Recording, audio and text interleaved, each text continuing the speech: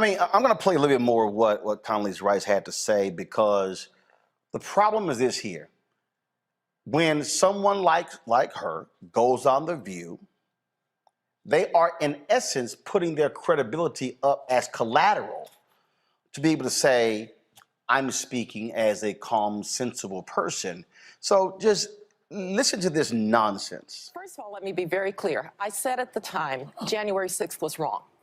I called it an assault on law and order and an assault on our democratic processes. So full stop, it was wrong. Law enforcement will determine what happened there, and those who violated the law ought to be punished. I also, on January 6th, for the first time since I was the National Security Advisor on September 11th, I cried that day, right? Because I thought, I study countries that do this. Yes. I didn't think it would happen in my own country, so it was a terrible moment. I will say that that night, when they filed back into the Capitol after it was secured, and they certified that election, I had new faith in our institutions and the people who were protecting them. So we came through that as a country that ultimately upheld the law. Now, I think what Senator McConnell may be referencing is, yes, it's time to move on in a lot of ways. Yeah.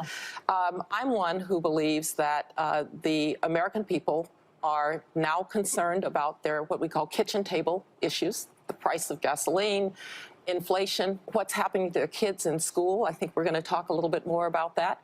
I will say that as somebody who was a national security expert, maybe didn't see in quite the same way the rise of China in ways that we're seeing it now. And so we do have a lot of issues. And I hope that what we will do is move on to the next generation of leadership. Because even people like me, I was in Washington a total of 10 years, 2 years with George H.W. Bush, 8 years with George W. Bush. I shouldn't go back. We ought to move on to the next generation, move ahead and deal with the American people's issues. You wouldn't go back if they asked you? I have no desire to go back to Washington, D.C. Absolutely zero. Well, I think it's really politically expedient for Mitch McConnell to say, let's move on, especially when the former twice impeached, disgraced president enjoys attacking Mitch McConnell. But the problem is that past will become prologue if we don't find out exactly what happened January 6th. And we will. So it's not time now. We will find out. We must find out before moving on. We will find out. But I'm going to tell you, I live in California, not Washington, D.C. And the American people do have other concerns that we ought to be thinking about and talking about. Respectfully, and Madam so, Secretary, I think well, let me finish now, Sonny, because as I said, I thought this would happen in countries I studied, not countries that I lived in. Our institutions have to be upheld. What happened on January 6th was wrong. I don't know how much more strongly I can say what happened on January 6th was wrong. I also know that as a government and as a country, we've got to be concerned about the things that are making life hard for Americans and hard for American families. But when you and that's what I'm ready to do. But when you have 80% of Republicans wanting to see Trump run in 2024, I'm a political scientist, all right? And unless I could see the questions that were actually in that poll, unless I could see the assumptions that were actually in that poll, I'm not going to take for granted that that poll is correct. So Quinnipiac, you don't believe in no, I said I'm a political scientist. I understand polls, and unless I really knew what was in that poll, I just want to repeat, as to what I want to see in my party, I want to see the next generation of leadership step up. I want those of us who have been there, done that, to step back, and I want to move on to a better America. Oh, so how about this, Miss I'm a political scientist? The people who participated in the insurrection are still in power. How about this, Miss Political Scientist?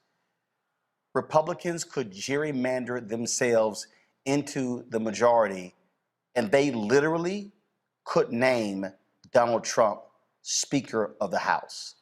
For all of you who are watching at home, some of you may be saying, Roland, that's impossible. Donald Trump is not a member of the House of Representatives. Then you might want to read the Constitution. The Constitution of the United States does not require the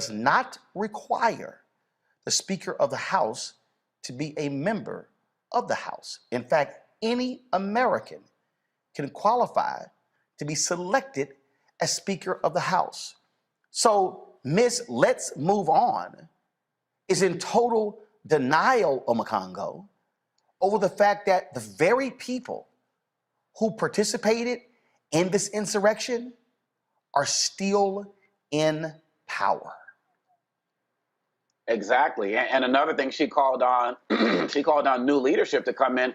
Well, look, all of those people most of those people that we're talking about, they're under 50, under 40. I believe Madison Cawthorn is like 25 or something like in his 20s. You got Matt Gaetz, who's young, Marjorie Taylor Greene, who's young. So we're talking about this. She wants a new generation of leadership. This new generation, they're part of this insurrection. So really, at the end of the day, what are you really talking about? And what Secretary Rice did is she used her credentials to basically say this is fake news or alternative facts, talking about these polls when she knows what the truth is. I mean, this is somebody who has seen hate firsthand. I mean, she was in the church where 4 girls lost their lives that was bombed. I mean, she's seen this. So she can't keep talking about people want to move on when the insurrection is still going on right now. That was a major manifestation of it, but it's still going on in the streets. It's still going on in the Capitol. We have, over 400 potential bills that were passed across the country to suppress our voting rights in 49 states. It's happening every single day. So I'm sorry, Madam Secretary, when you're talking about these kitchen table issues, losing my freedom to vote in this country from guys who are in there plotting insurrections and working with people who are out there as criminals and thugs and terrorists, that's a kitchen table issue for me. Brianna. Yes, I agree. It's awful. I mean, to really think about, on January 6th, there was an assault on the Capitol, and it was in front to everything we have fought to create in America. And we watched it as 140 Metropolitan Police officers were injured, and literally some were beaten with their inches of their lives, while members of Congress and echoed the rioters, didn't know what was occurring, trying to fight for their safety, hiding. And then this was all in the sense of overturning a free and fair election. As Candice Reed said, you would think that would happen in some other country, but it happened here. And it's literally one of the most lowest points in American history. And it's our responsibility to search for the truth and make sure it never happens again, and not keep elevating these people and giving them privilege passes. It's time to just stop the shit and focus on, our voting rights, focus on protecting us. We can do both. We can walk and chew gum. So for her to say, we just need to focus on table issues, it's just not fair, because we can't really focus on those issues while we know that there's people who are in the House who are literally, trying to, take an election through force and intimidation and fear, and they don't want to really care about the issues at all because they don't care about us. Bottom line here, Julian, for Condoleezza Rice to say, "Oh no, let's just move on."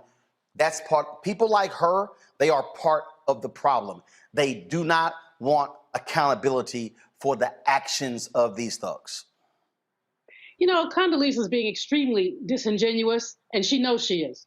For her to, how many times she said, "I'm a political scientist." So, I'm an economist. Right.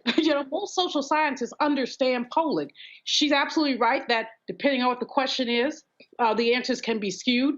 But we know that this is not the case, because consistently Republicans have talked about what they want to do and what they want. They want that orange orangutan back in the Oval Office. Here's the deal. The same obstructionist tactics that propelled January 6th are the obstructionist tactics that refuse to let us have our voting rights, the same obstructionist tactics that refuse to deal with Build Back Better, even though the majority of American people say they want the Build Back Better plan, the same obstructionist tactics that essentially allowed that little pissant, as you called him, to talk over Jamie Raskin because he doesn't have anything to say but talk over. So with all due respect to the former Secretary of State, stick to running Stanford, sister. Stick to trying to run Stanford, because you don't have anything thing to say about this. Back to All you our have to say Untitled is video in move on. just one moment. Oh, that spin class was brutal. Well, you can try using the Buick's massaging seat. Oh, yeah, that's nice. Can I use Apple CarPlay to put some music on? Sure, it's wireless. Pick something we all like. Okay, hold on. What's your Buick's Wi-Fi password? Buick Envision 2021. Oh, you should pick something stronger. That's really predictable. That's a really tight spot. Don't worry, I used to hate parallel parking. Me too. Hey. Really outdid yourself. Yes, we did. The all-new Buick Envision, an SUV built around you. All of Time to be smart. Roland Martin's doing this every day. Oh, no punches! Thank you, Roland Martin, for always giving voice to the issues. Look for Roland Martin in the whirlwind, to quote Marcus Garvey again. The video looks phenomenal, so I'm really excited to see it on my big screen. Support this man, Black Media. He makes sure that our stories are told. See, this difference between Black Star Network and Black-owned media and something like CNN. I got to defer to the brilliance of Dr. Carr and to the brilliance of the Black Star Network. I am rolling with Roland all the way. Honored to be on a show that you own. A black man owns the show. Folks, Black Star Network is here. I'm real revolutionary right now. Roland was amazing on that. Stay black. I love y'all. I can't commend you enough about this platform that you've created for us to be able to share who we are, what we're doing in the world, and the impact that we're having. Let's be smart. Bring your eyeballs home. You can't be Black-owned media and be scared. You dig?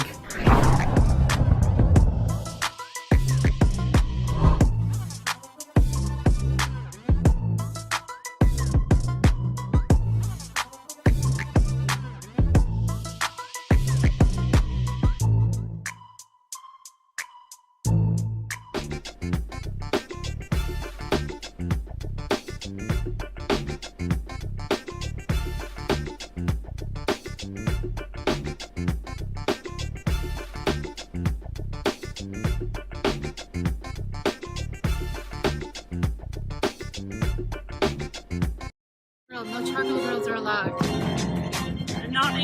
I'm white. I got you, Carl.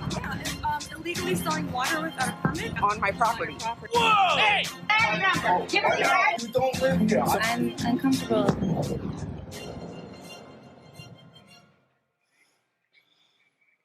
All right, y'all. So we do this segment because it just gets crazy being black in America when you just trying to mind your own business, you just trying to handle your business, you get confronted by folk. A Nashville comedian, Joshua Black, says he was accused of breaking into cars at a downtown apartment complex because he's black. Watch this video that he dropped on social media. Fuck you. First off, we have break-ins here of cars. They broke into my car. They did? Well, I'm sorry. Of course, they broke into my car 5 times. Hi, I live here. I've been living here for about 5 years. And then Karen walked up to me just now, and she was pestering me about what I'm doing following her. What am I doing? She came all the way to my car, and now did you call security yet? I called one of the officers, yeah. What did he say? He didn't answer. I was trying to leave a voicemail. You want me to help you call security? Sure. How long y'all been living here? Go right ahead, call security. How long y'all been living here? It doesn't matter how long. You got anything to say or no? You just. I got my car broken into. I don't give a fuck. Only a month ago. I don't give a fuck. I pull in here where I pay $1,700 a month. First off, sir, the description was exactly what you're wearing. And then you have a backpack. That's crazy. Yeah. So the description was me of the person that broke into your car? Yeah. The hoodie, everything. They had on a pink hoodie when they were breaking in? Why? I just mentioned it. I apologize. They had on a pink hoodie, black nails, and a backpack. I mean, she did this. I'm not content creator. I'm a fucking influencer. If I wanted to, you'd be finished. Weird fuck. If you raise your voice. No, what if I get more likes? I get more likes if a white woman walks up to me and asks me what I'm doing in my apartment. White, thank you. She's not white. All right. I'm Mexican. Thank you very much. She's Mexican. All right. Good day, Karen, and whoever the fuck you are, goof. Fucking. All right, first of all, Joshua, man, next time, bro, you shoot this video, please shoot landscape. I mean, that way it fills the whole screen. I keep telling y'all, please stop shooting this way. Because see, then you shoot this way, come on, let's do the shot. I gotta put that screen on the back of the video. No, go to the preview shot, please. Come on. Preview shot, go to program. Preview program, thank you. Okay, I gotta do that shot. If y'all shoot landscape, horizontal. Then, of course, I can get the full video in full screen. But see, Brianna, I guarantee you she like mayonnaise. We don't know that. I guarantee you she like mayonnaise. She may or may not. That doesn't take away. I guarantee you she don't eat French's mustard. But go ahead. I don't know what she eats. Whatever she eats, she needs to change that because it's not helping her mental ability. And she says she's Mexican, so I guess white Mexicans can. Yeah, they are white Latinos. So I mean, let's just be.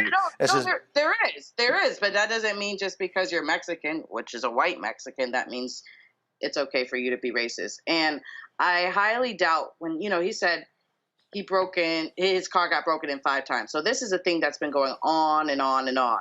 So when she's saying they described it in a hoodie, so that one person is going to keep on wearing that same hoodie and it's going to be pink. Right. McCongo, that's the one that did me. He was like, so the person was wearing a pink hoodie with a backpack. With black nails on top with black nails. Doing what was that for that movie? What do they call those? What is the movie doing? Yeah, Spirit Fingers. Spirit Fingers. Oh yeah, bring it on. Yeah, man. He got her good, man. It's really ridiculous. And quite honestly, if she lives in the building, he lives in the building, he needs to go to whoever's in charge and talk about how he's being harassed. I mean, we got to start filing reports.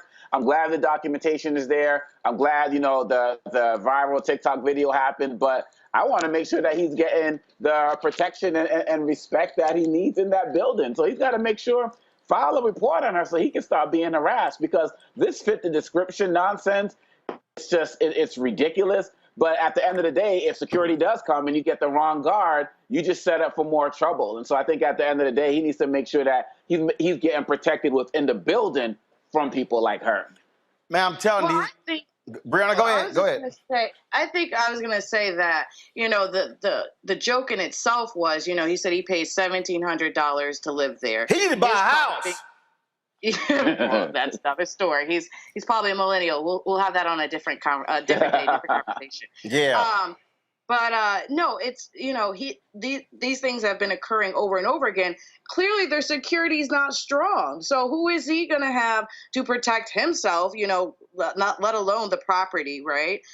So I mean, he could keep filing these complaints, but I'm pretty sure these people who are paying all this egregious money, have complained about their car being broken in. It is documented, et cetera. And I don't think the property is doing much. So I would think him as an influencer, he probably should put his name of the apartment on blast so they can start stepping up.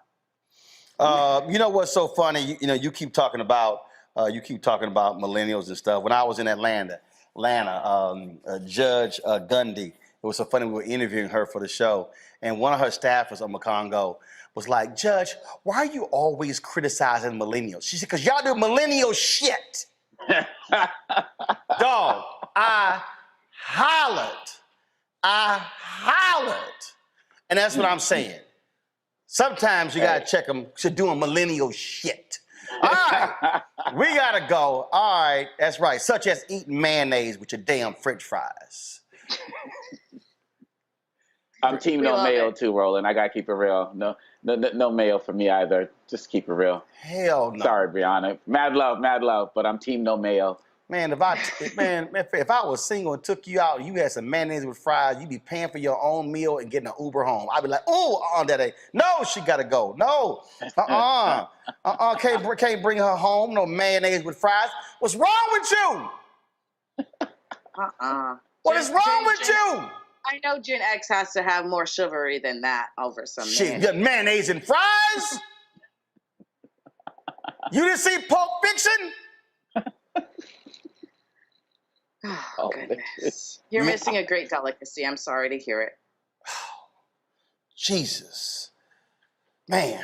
I'm going to call some preachers. We're going to pray for you. I'll take the prayers. Not over mayonnaise, but I'll still take over the prayers. No, they're going to lay hands on you. We're going to get some holy water or something. Folks, back to our Roland Untitled video in just one moment.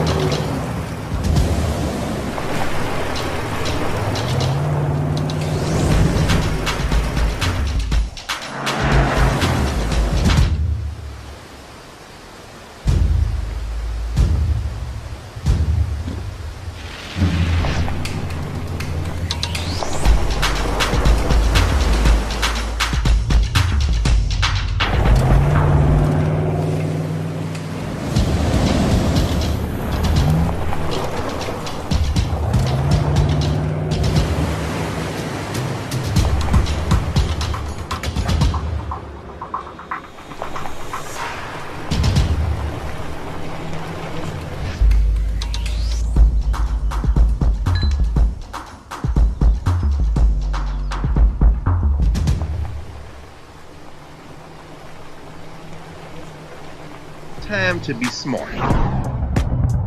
Roland Martin's doing this every day. Oh, no punches! Thank you, Roland Martin, for always giving voice to the issues. Look for Roland Martin in the whirlwind, to quote Marcus Garvey again. The video looks phenomenal, so I'm really excited to see it on my big screen. Support this man, Black Media. He makes sure that our stories are told. See, this difference between Black Star Network and Black-owned media and something like CNN. I got to defer to the brilliance of Dr. Carr and to the brilliance of the Black Star Network. I am rolling with Roland all the way. Honored to be on a show that you own. A black man owns the show. Folks, Black Star Network is here. I'm real revolutionary right now. Like, wow, Roland was amazing on that. Stay black. I love y'all. I can't commend you enough about this platform that you've created for us to be able to share who we are, what we're doing in the world, and the impact that we're having. Let's be smart. Bring your eyeballs home. You can't be Black-owned media and be scared. You dig?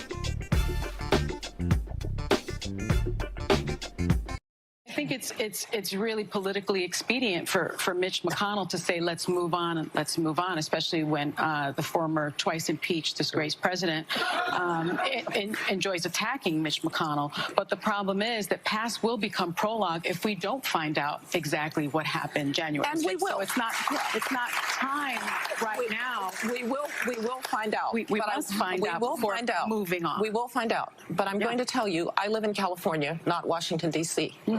And the American people do have other concerns that we ought to be thinking about and talking about. Respectfully, and Madam so, Secretary, I think let me finish now, Sonny, because well, I think it's really politically. So that was Condi Rice last week on The View saying, you know what, it's time for us to move on.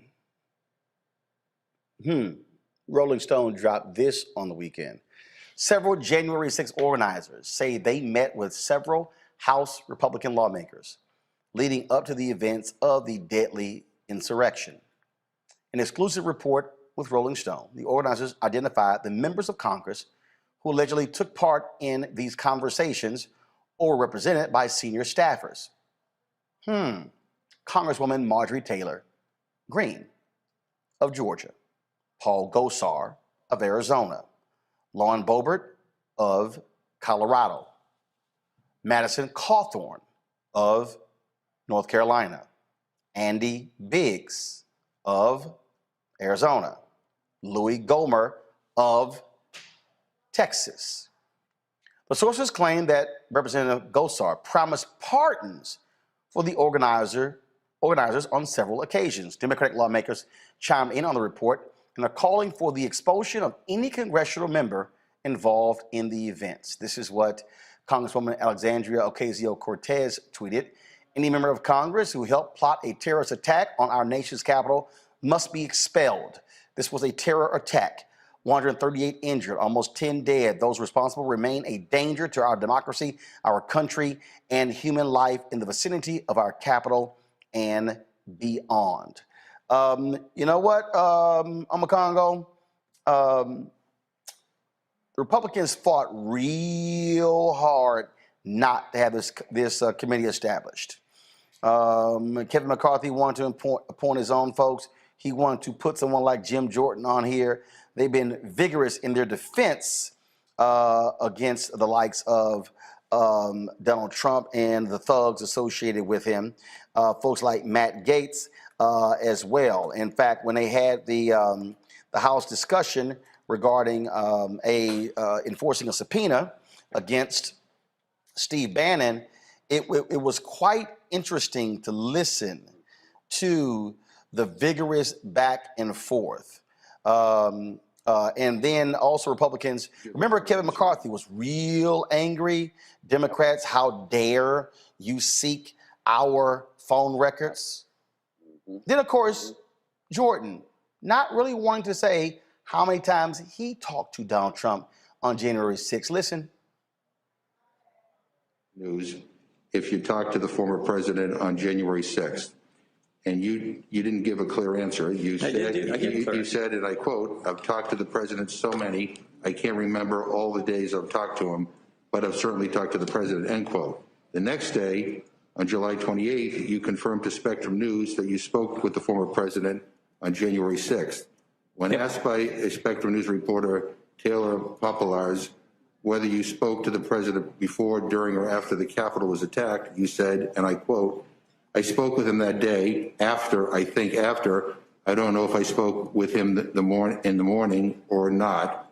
I just don't know. I have to get back to you. I don't know when those conversations happened," end quote. Yep. So my question is, you've had 84 days since that interview to go back and check the records. So when did you speak with the former president on January 6th? Did you talk to the former president before, during, or after the attack on the Capitol? Of course I've talked to the president. All three? Of course I've talked to the president. I've been clear about that. I talk to him all the time. This is not about me, Mr. Chairman. I know you want to make it about me. You want to make it about individuals, other individuals. But this is about the lack of a proper security presence that day. That's what this committee, if this committee is going to do something that's worthwhile, that's what they should be investigating. Of course I talked to the president. I talked to him that day. I've been clear about that. I don't recall the number of times. But it's not about me. I know you want to make it about that, but this is about the, why wasn't, how about this? Why wasn't the National Guard here that day, Mr. Chairman? Boy, they trying all their best to deflect, Congo. My goodness. Man, let me calm myself. Look, these guys think they are so big and bad. And I'm just thinking, if the Rolling Stones was able to get this information, imagine what Congressman Benny Thompson and the January 6th committee have in terms of the treasure trove of information that they have and they are still getting about the corruption of these guys. Ocasio-Cortez is exactly correct. These guys need to be expelled, prosecuted, whatever needs to happen to them. They are traitors to this country. The biggest concern I have right now, and don't forget, Kevin McCarthy also threatened to go after the telecommunications companies if they get into power in the midterms for giving up these records. The main concern I have right now, really is Roland Martin, is Merrick Garland and how slow the Justice Department seems to be moving. Now, I know they can't have press conferences and give the public updates every single minute, but sometimes I just feel like Merrick Garland is acting more like a judge than a prosecutor. To be, 9-10 months after the insurrection or whatever time we are right now, and there hasn't been major heads to roll metaphorically, it's really problematic. And people like Steve Bannon and these others, they really believe that they can just run out the clock. And while the Justice Department needs to be going after these guys who are in there walking around with the Confederate flags and all of that, they need to go after these ringleaders, and they need to go after them hard, and they need to go after them right now, because there's no other word to describe these guys than traitors. That is what they did. And right now they're sitting walking around like everything is all cool. And they need to have the hammer dropped on them. Brianna, to that particular point there, I mean, he's right. You trying to convince me it takes 10 months for a real arrest? They're still sitting here asking the public, hey, do you know who's in this photo right here? And it's sort of like it's timid in terms of really holding these folks accountable. Let's be real clear. The actions of the committee are completely different than a criminal investigation. The committee does not have to wait or take the precedent over the criminal investigation. Yeah, I mean, just as you said, from just going from Condi, right? They know it's a lie. They know the attack was a warrant. But they won't say anything because donations are flying in. They're getting booked on Fox News. And they're staying in Donald Trump's good graces. It's disgusting. But, you know, it's obvious that they won't drop the big lie or denounce the attack on the U.S. Capitol. We've seen the deaths. We've seen the issue. So, I mean, the fact that they're taking this slow is and it's ridiculous. But it's also more terrifying that there's literally insurrectionists that are running for Congress. So we know that we have current member of Congress that has been, one of the ringleaders in Trump's attempt to overturn election, and we're still at the same point. And we never thought the danger would be coming from inside the House, but we're here. And so, I mean, it's something that needs to be addressed ASAP, especially as we're going into the midterms. Julian, listen to this little pissant, Matt Gaetz, out of Florida. To people who had not requested them, that Donald Trump would be sitting behind the Resolute desk. Okay, but you don't think that there is, legally speaking, I know you're a lawyer because you went to the great law school, William Mary. Legally speaking, there was no election fraud or no election corruption. Well, let's put it this way. Do you agree that 61 different federal and state courts, including 8 judges that Donald Trump appointed himself to the federal bench, have rejected every claim of electoral corruption or fraud that have been advanced? Do you agree with that? I don't. And the reason is those claims are not evaluated because in many of the circumstances you reference, jurisdiction was the principal question. So I think it requires a review of the procedure. Do you have any case authority in the land of those 61 cases or any other cases where a court has determined that there was electoral corruption or electoral fraud that materially affected the outcome of the election in any state in the union? No court. Do you have one? Which I believe is a real failure of the judiciary. I think the Article III courts failed our country by not exercising more jurisdiction over those questions. Now, there's a difference in whether or not fraud existed and whether or not there's an adequate remedy. And I think also a number of those cases were kicked on remedies. No court has said that fraud existed, and so there's no remedy because there's no violation, Mr. Gaetz. Right, but you cannot. There's no violation. There's no fraud. That there was no fraud if they didn't take up the question and review the facts on jurisdiction or remedy. You know what? That might work on Steve Bannon's podcast, but that's not going to work in the Rules Committee of the United States House of Representatives. I'm sorry, Mr. Gaetz, forgive me. Woo. Woo. Julian? Well, first of all, we've got to give high props to Jamie Raskin, Congressman Jamie Raskin. He's been doing a great job. And frankly, in the midst of personal tragedy, he's been doing a great job. Secondly, I don't know what's wrong with Condoleezza. Truly, truly, I do not. She was a mentee of Colin Powell, the recently deceased Colin Powell, who have been calling this thing out. He said he could no longer be considered a Republican. But she's sitting there talking about, well, we need to move on. No, we do not need to move on. That, you called a man a pissant, that was a compliment, Roland. I mean, pissants would be insulted to be in the room with him. That man is an idiot, and that's kind too. What we have here is a Congress who conspired with insurrectionists. Some of them probably opened the door for them. But I'm not surprised. The Rolling Stone piece is excellent reporting. We learned a lot more than we knew, but many of us suspected that somehow those folks were able to bypass security. Mr. Gaetz wants to know how come there was not more security?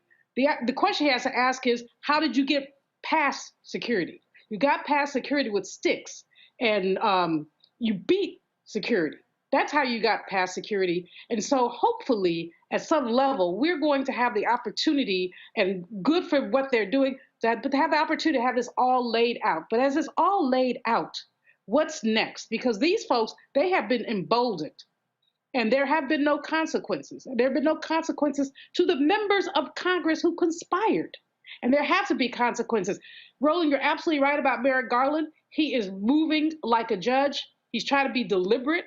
But there is no deliberation when you see that stuff that we just showed on screen. There is no deliberation when you have people who essentially killed, someone, 2 suicides, injuries. This is absurd, but it's absurd with congressional concurrence. And that's the part that is so disgusting. Back to our Roland Mark Unfiltered video in just one moment. Betty is saving big holiday shopping at Amazon. So now, she's free to become Bear Hug Betty. Settle in, kids. You'll be there a while. Ooh, where you going? Time to be smart. Roland Martin's doing this every day. Oh, no punches! Thank you, Roland Martin, for always giving voice to the issues. Look for Roland Martin in the whirlwind, to quote Marcus Garvey again. The video looks phenomenal, so I'm really excited to see it on my big screen. Support this man, Black Media. He makes sure that our stories are told. See, there's a difference between Black Star Network and Black-owned media and something like CNN. I got to defer to the brilliance of Dr. Carr and to the brilliance of the Black Star Network. I am rolling with Roland all the way. Honored to be on a show that you own. A black man owns the show. Folks, Black Star Network is here. I'm real revolutionary right now. Roland was amazing on there. Stay black. I love y'all. I can't commend you enough about this platform that you've created for us to be able to share who we are, what we're doing in the world, and the impact that we're having. Let's be smart. Bring your eyeballs home. You can't be black-owned media and be scared. You dig?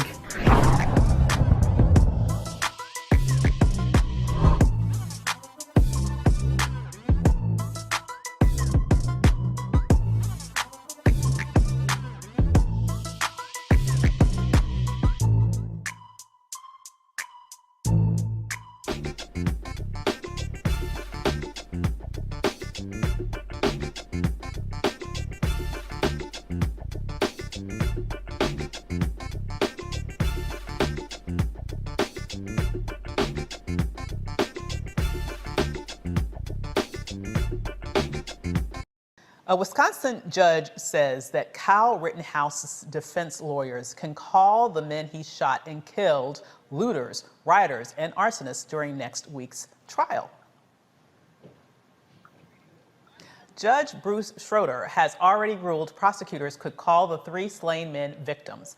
The Illinois teens shot 3 people, killing 2 of them during a protest against police brutality in Kenosha in August 2020. Rittenhouse is facing multiple charges, including homicide. The trial starts on Monday. Now, this is what is particularly interesting to me about this case. You all remember when this was happening, and this was part of the whole Black Lives Matter group of protests across the country. Yet, when this individual went in across state lines with a gun, which in and of itself is illegal, and then shot and killed people in cold blood, what we saw was, in essence, a lot of his supporters rally around him and protect him. You know, what do you think are the chances that at the end of the day, we will really see justice in this case? Or is he going to continue to be handled with kid gloves? Your thoughts on that? I'll start with you, Teresa. Well, I'm really not sure. And I think partially was because, again, I just think there are a lot of factors, and I think it does start in the criminal justice system. So if there's some issues probably going on with the district attorney's office, something that could be going on with the police department, I'm not really sure where they likely will be going in this case. But, I mean, keeping hopes alive for this one. Absolutely. And Kelly, the fact that, you know, you can call the people who he, in essence, terrorized, looters, rioters, it's very interesting how they are already, it seems to me, setting him up to be some sort of hero. I mean, but it's almost expected at this point, especially considering the jurisdiction in which he was arrested and the jurisdiction in which he committed this heinous crime. You know, when you talk about people who are protesting because their lives are at risk, because their lives are in danger solely because of the color of their skin, and because law enforcement sees their skin as a threat, it is frustrating to me at the very least that you have a white man with a gun basically being a vigilante for no reason in a jurisdiction in which is historically racist. So the other point that I would want to make is that when we protest for our lives, either, you know, ethically or not, by way of, you know, property being damaged, at least it's not a body being damaged. You know what I mean? When you have sports teams who win or lose, you don't hear them being called looters or rioters or anything like that. You hear them being called passionate fans or something of that nature. But when something as important as your life is on the line, and we are protesting regarding that, all of a sudden we're looters. So, I mean, I don't know what to say in this case. I hope he gets justice, but, you know, my faith in the justice system in this regard is low. You know, those are really great points. So when you think about the fact that on the one hand, you have individuals, as you so eloquently stated, fighting for their lives, in essence, being called looters, rioters, everything else that you can name negative under the book. It's interesting, isn't it, Mustafa, that when people are now reflecting and trying to rewrite history as it relates to the looters, the rioters that participated in the January 6th insurrection, we have a complete rewriting of history and a failure to actually sort of really move forward in any strong way to hold people to account in terms of justice. What do you think would have happened if, for example, a black person showed up at that particular event, even before they went to the Capitol, and killed a couple of people? Do you think that he would be getting the same sort of treatment as Rittenhouse is receiving right now?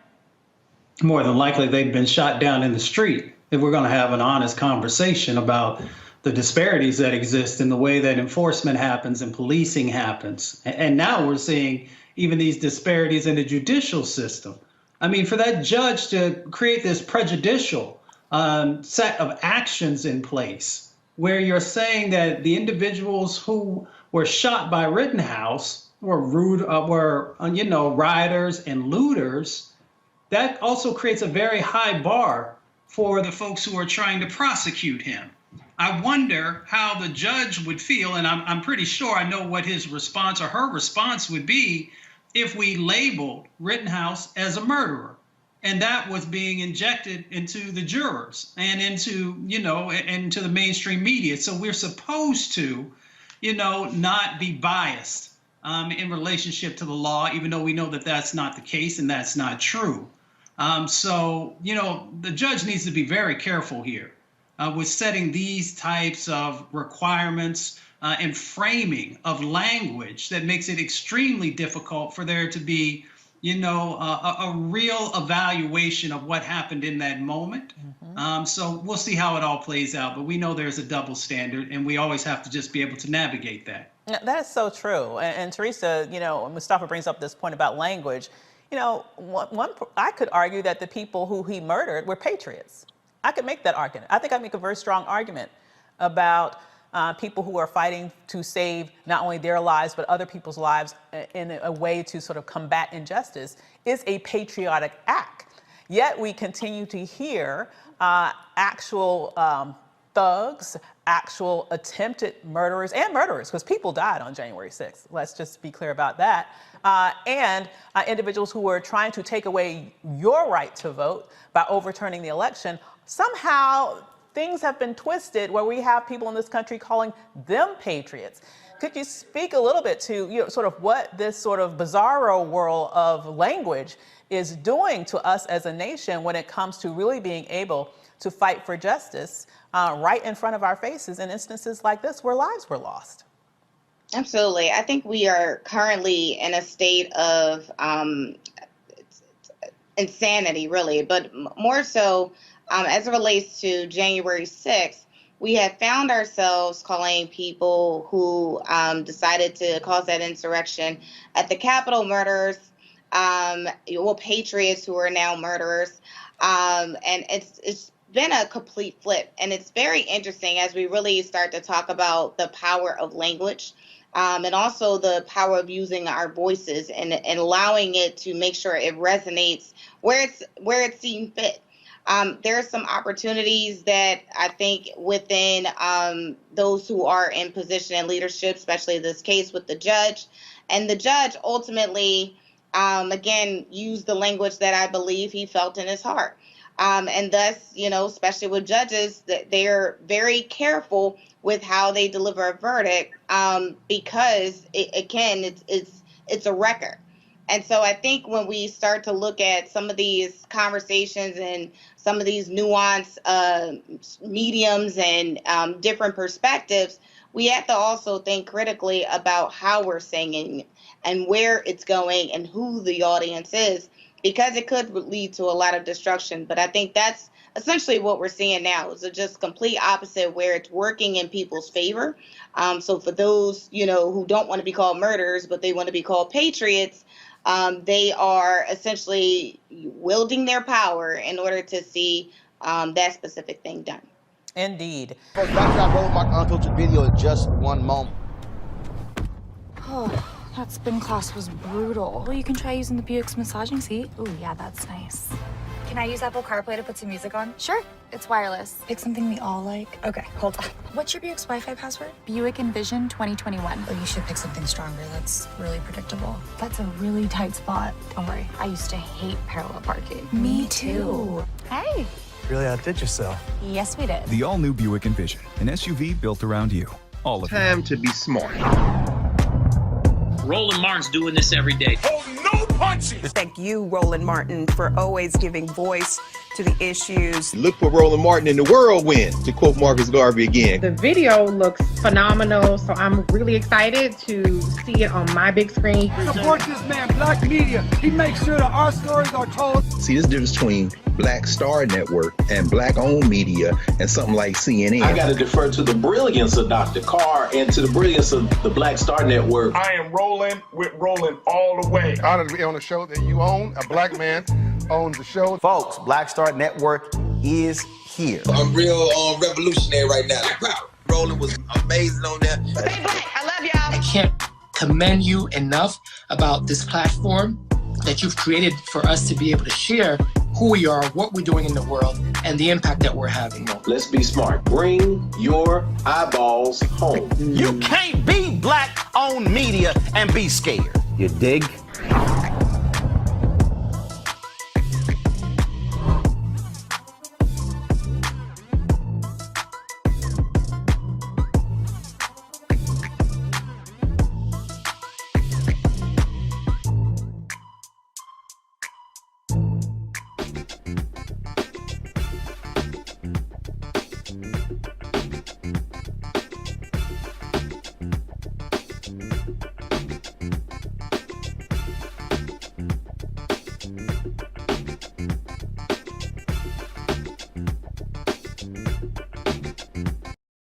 No charcoal grills are allowed.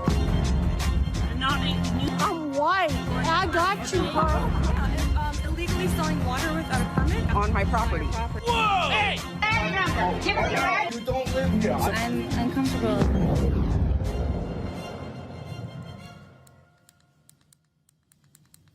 Y'all, it's a little hard for me to explain what you're about to see. This actually took place in a classroom.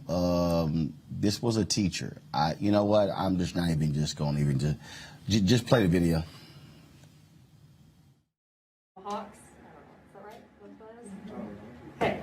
So got to what? So got to what? So got to what? So got to what? So got to what? So got to what?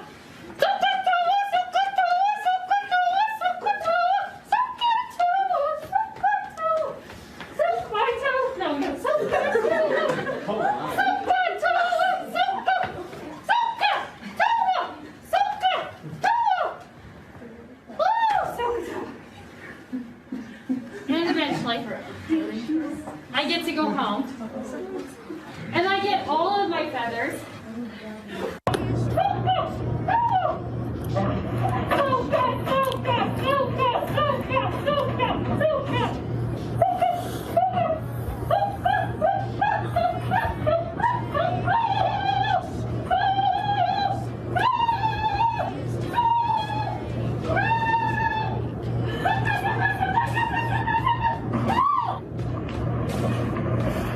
Water bonus. Again, I ask you, please tell me the secret Indian camp. Please. And then I hear. Because obviously this is ridiculous.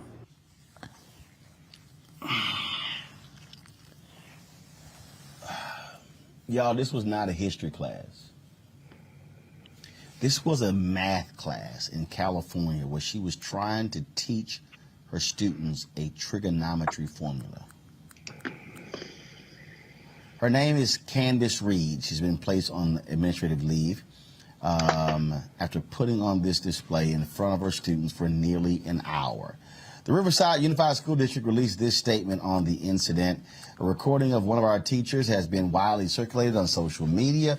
These behaviors are completely unacceptable and an offensive depiction of the vast and expansive Native American cultures and practices.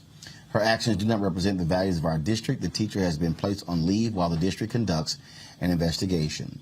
The Riverside Unified School District values diversity, equity, and inclusion and does not condone behavior against these values. We are deeply committed to implementing inclusive practices and policies that honor the rich diversity of our district and the greater region. We will be working with our students, families, staff, and community to regain your trust.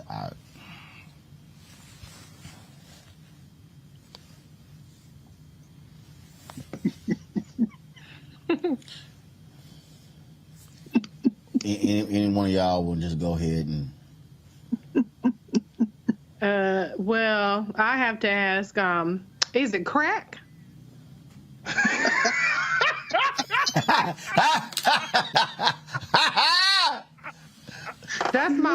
the only question I can ask. I can only just ask, is it crack?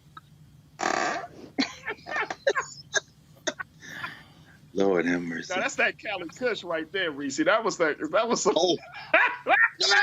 Don't do that, because I went to school in California and I got an A in trigonometry and calculus and geometry, and wasn't nobody doing that. I don't know if she went to the Elizabeth Warren tribe of teaching math or what, but that ain't no California thing. I don't know what she was on. I have to say, is it crack? That's the only explanation I have. I mean, crack math feels what? Some. I'm trying to understand, how does that apply to trigonometry? And y'all, she did it for an hour. An hour? That's the part. That's the part. She did it for an hour. Like, read the room, lady. Your students were embarrassed for you. And whoever took the video, like what? I mean, for an hour? How long is class? How long is class? I thought classes, Dr. Carr, I mean, please, you're an educator. How long is the average class in high schools these days? That's a good question. Well, in the modified block, it could be 90 minutes. In modified block, it could be half. Yeah. That was something they introduced when I worked for the school district of Philadelphia. It's around in the late 90s to try to enhance. But it's a math class, right? And that at least from the reports, and you helped me because you got an A in trig, Reese. So you probably this whole notion of, is it SOHCAHTOA? Is some kind of mnemonic device? Yeah, for sine, cosine, and tangent. I didn't need all that to learn trigonometry. I don't know what she was doing. SOHCAHTOA, I don't remember all that. I remember, please, what is it? PEMDAS, please ask my dear Aunt Sally. That's what I remember. It wasn't no feathers and chanting and dancing around going on with all that. Okay. Well, no, the reason I asked look, let me tell you something. No, Greg, go ahead. No, I was going to say was California is a multinational state anyway. And, remember Ice Cube and No Vaseline when he was roasting Dre and them and NWA? He's a yelling Compton, but you moved to Riverside. Riverside is like 5% black. You understand? Yeah. And you got a high school of a couple of thousand students. She had her mask on, so what worse might be that she might be in the category of the liberal whites. In other words, she's so out of touch that she can't even get why she did what she did was wrong, because it ain't like there's a whole bunch of black people out there. But in all seriousness, though, I'm saying minorities. That's literally though. Go ahead, Reese. That's literally white violence. Like, it's so completely appalling. If there was a Native American student in the classroom, to turn it into just make a complete mockery of it. It was. Oh, okay, yeah, because I thought I read that a Native American student was like really like, okay, at this point, this is like violence against me and my identity, the way that she is making a complete mockery of it. So although I joked and said, is it crap? This is literally what happens, and the way that our different, beings are diminished in a way for entertainment value, as a shtick, as minstrelsy. It's so ridiculous and offensive, and it's unnecessary. It's unnecessary because you don't need to do all that to get people to remember trigonometry. Well, I'm tell you right now, I still don't know what the hell they were talking about trigonometry, and I can guarantee you, if I had a teacher did that, I wouldn't have learned a damn thing. And I just because I told them, I said, first of all, I couldn't stand trigonometry, geometry, or algebra, and I told all my teachers, I says, look, I ain't gonna use none of this. I said, so I just want to let y'all know. So I said, I don't know what the hell Pythagoras theorem gonna do. I said, all I do know is I know how to count money, and I can make money. So I'm just letting y'all. I'm just letting y'all know. I did. Y'all think I'm lying? Y'all look, man. When I was hey, you don't understand. I communicated my way to a passing grade in algebra in college because I ain't know what the hell they were talking about. So I just did it. It didn't register at all with me. Because, look, college wasn't nothing about getting a sheet of paper any damn way, okay? So I know, you know, when I spoke at Stanford, a professor got mad at me, and they were like, oh, no, it's about the experience. I was like, damn that. I said I was at college to get a sheet of paper. Now, you know, and look, I got great respect for professors and the work that they do, but I wasn't trying to sit here and go through all. See, she would have got straight cussed out if I was sitting in that class. She would have got cussed out. But it just did. She would have got. I'm just letting y'all know. Hashtag Team Whip That Ass would have showed up to school that day, and then that would have been a problem. But that would have been a problem. Back to our Roland Mark Unfiltered video in just one moment.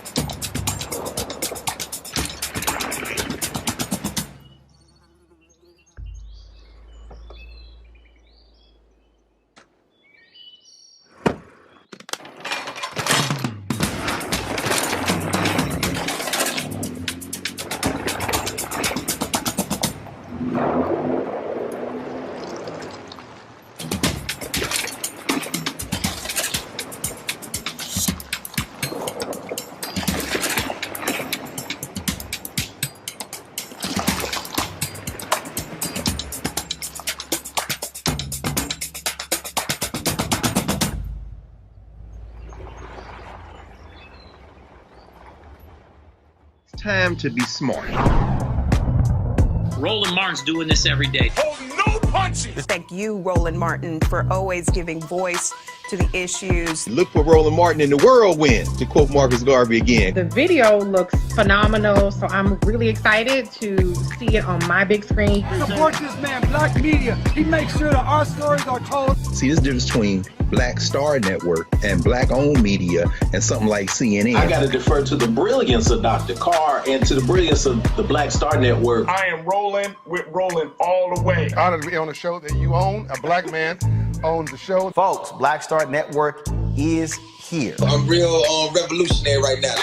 Roland was amazing on there. Stay black. I love y'all. I can't commend you enough about this platform that you've created for us to be able to share who we are, what we're doing in the world, and the impact that we're having. Let's be smart. Bring your eyeballs home. You can't be Black-owned media and be scared. You dig?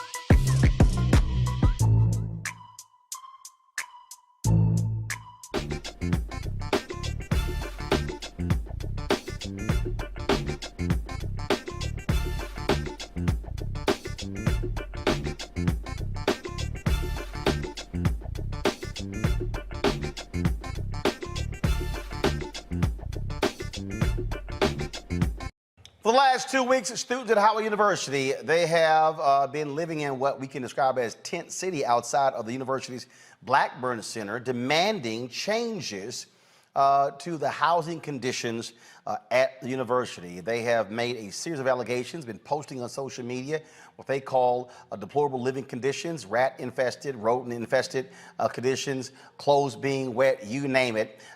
They've had a number of students who have been living outside of the Blackburn Center for the last 2 weeks demanding attention from the university. They say their requests first of all, their requests are not being heeded, even though they say they're paying tuition. And last week was the university's homecoming. However, festivities were overshadowed by these protests. Now, several organizations and notable figures are speaking out against the conditions, including rapper Gucci Mane, who was slated to perform at the Mecca's Yard Fest. Now, the artist pulled out of the concert and decided to stand in solidarity with the students on campus. Now, we went to Howard University today and met with Dr. Toshni.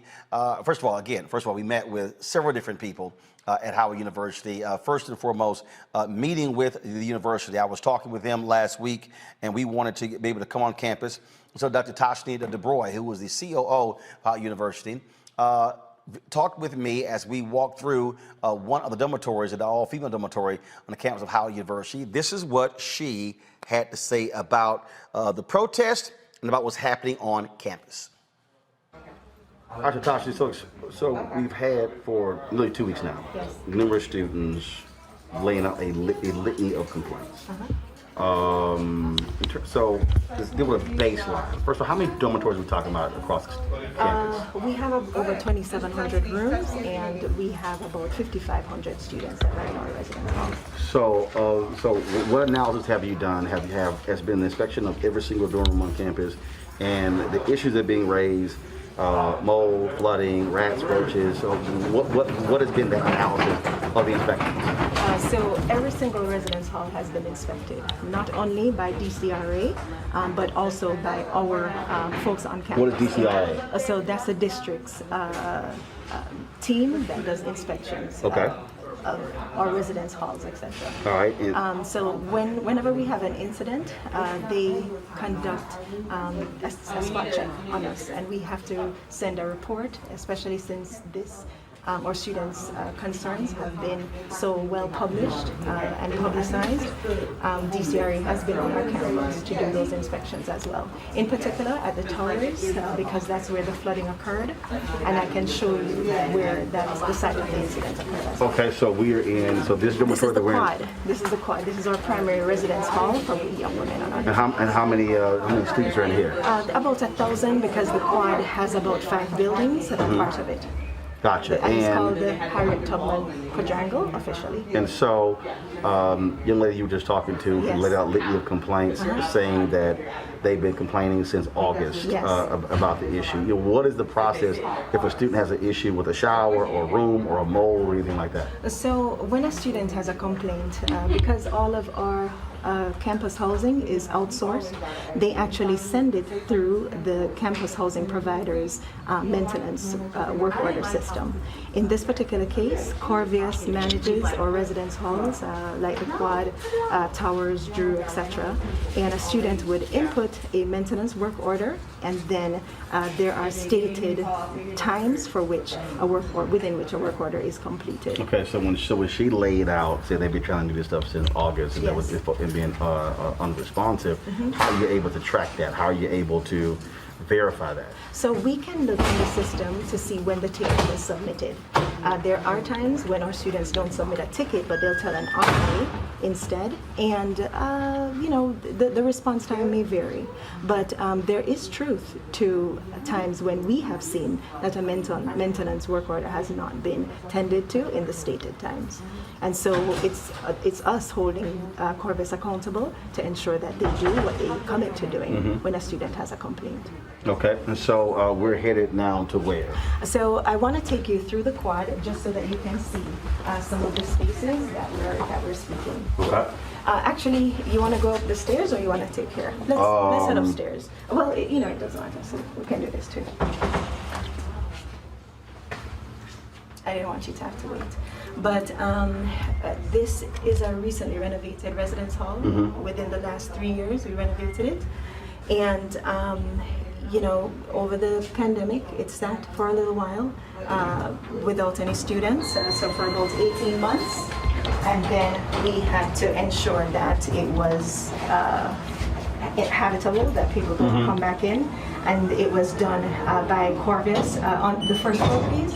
So prior to students coming back, they were supposed to get the building ready for all students? That's correct. So they have to do wipe downs, they have to do summer readiness is what we call it. And it's the usual maintenance that is required so that the dorms can be populated. Okay. So you're going to find on our campus right now that we're being hypersensitive to our students' needs. Right. So every single day, there are tons of crews coming through to make sure that our residence halls are cleaned. Now, were those crews down? Was that a regular occurrence prior to their complaints and their protests? There is usual maintenance prior to the protest, but now it's when I say we've ramped it up, we have ramped it up, because we want to ensure that whatever needs our students have, that they're being tended to. As a matter of fact, we went above and beyond the Corvius to start ensuring that there are more contractors in here coming to look to see if there's a need, and wherever there's a need, it's being met. Now, are you also having them to answer some questions in terms of their responsibility? Most certainly. Because if that is a issue, yes. If they're not doing their job, so what conversations are being had there? There is for legal reasons. I'm not going to say everything that's happening, right? But we are having very strict conversations with them to discuss, you know, or the complaints that our students are bringing to the fore. So these crews, for example, these are part of the heightened response that we've had to make sure that the dorms, not only are they experiencing microbial wipe downs at this time with regards to the complaints that we've heard about mold, but also just general cleaning in all of our residence hall spaces. And filter changes and HVAC deep cleaning as well. Got it. So this is a typical residence hall. As I mentioned, it's populated by our women, and so we just have to ensure that every single time that a student raises a complaint, that it's being tended to in real time, and that there are no extended maintenance responses. Okay. And so in terms of the continuation of complaints from the students, what is happening with those right now in terms of how they're being processed, how they're being dealt with? Yes, so there are students who are protesting right now, some of whom don't live in the dorms. So they may not be able to see that we're actively doing something to be responsive to their needs. We've made the announcements, and the crews are here. The evidence is in the volume of people that you're seeing on our campus right now, and it is in direct response to our students' concerns. One of the big complaints, young lady downstairs was talking about mold. Of the dormitories that you inspected, how many of them had a mold issue? How many had a significant or substantial mold issue? 34 rooms out of the 2,700 plus had a mold or moisture or fungal growth issue. And of the ones that we inspected, 5 of them had a severe issue. That represents less than 2% of the rooms that we offer on the campus. And so when we speak about a building-wide issue, we're not seeing that. Do we see where there is mold perhaps at refrigerator curbs and on microwave systems? Yes. And that is the microbial wipe down and the mold remediation that is being done. So what she was talking about was also in the air vents, things along those lines. Have those also been inspected? So the reality is we don't have common air ducts throughout our residence halls. So that's why when people are saying there's a building-wide issue, we can be confident in the fact that, when we're looking at the air quality samples, we're just not seeing that. And each each room is not connected to the next from a venting system. So each room actually has its own HVAC equipment, but there are no common ducts going through each room. What about when they said there were flooding? What was, where was that and what was the issue there? It was in the towers, but I'll tell you what happens. In a residence hall, each year we bring in quite a bit of young people. They're now acclimating to doing laundry on their own. They're acclimating to sprinkler systems that are often not in people's homes. You generally don't see that. And they're also having to acclimating to living on their own. And in this case where you saw the flooding, one student placed a hair accessory on a hanger and then placed the hanger on the sprinkler system. Now, these are systems that have very sensitive mechanisms to activate a sprinkler. And that's what happened. The glass broke on the sprinkler and it activated it, and in no time, one part of the towers was flooded and it went down to multiple floors. So I can show you that as well. The common response is, that's called an emergency. That's an emergency response. You're going to have people coming out to, number one, turn off the sprinkler system, look to see if there's a fire, and do the due diligence to ensure that life safety systems are in place, everybody's safe and healthy. And then the next phase of it involves a dry out, and that was completed already. And now we'll do the putback or the restoration. And that is yet to be done because the students were all removed permanently from their rooms and relocated to another space within the residence. And how many students would that entail? That affected 19 students, not as severely for everybody, but anybody who wanted to be relocated was relocated. So for students that are being economically impacted, what resources are being provided to them? Again, we've heard numerous allegations. What is happening there?